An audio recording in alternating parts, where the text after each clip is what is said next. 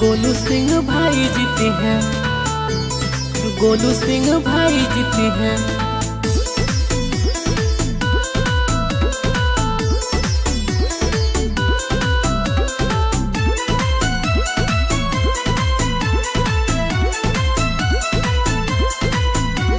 सुनो तनियो सो बोल बाला बाहो, जीती है चुनाव इहे हाला बाहो।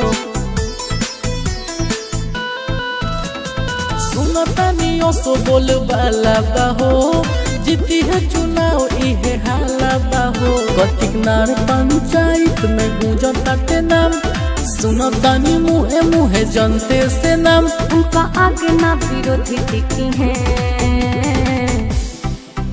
सुना सुना हो पहले बड़े का बचन ततमा कि गोलू सिंह भाई जीती है। सुना सुना असो करी है हो काम बजाने ता तमाम, कि गोलू सिंह भाई जीती है।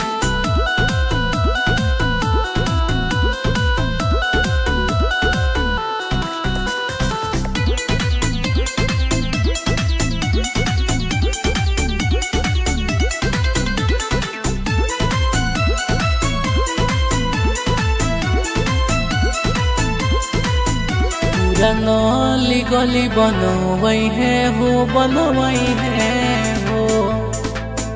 इंदिरा आवास करवाई है हो, करवाई है हो। पूरा नली गली बनवाई है हो, बनवाई है हो।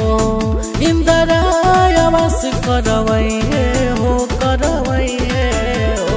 हर ई गरीब के बनी है सहारा, दुखावा मुसीबत में रही है हो खड़ा, लेके ताज दोबारा आई है। सुना सुना हो पहले बड़े का बचन ततमा कि गोलू सिंह भाई जीती है। सुना सुना असो करी है हो काम बजाने ता तमाम, कि गोलू सिंह भाई जीती है।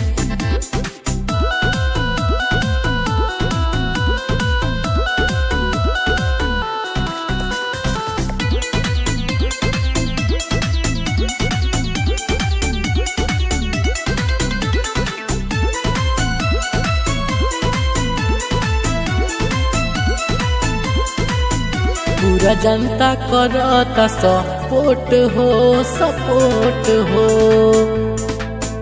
अपन एक एक दे हम जा वोट हो, वोट हो।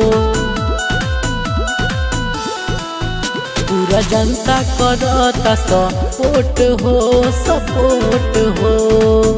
असो इनके में दी वोट हो, अरे वोट हो। छूटल काम अब की होई।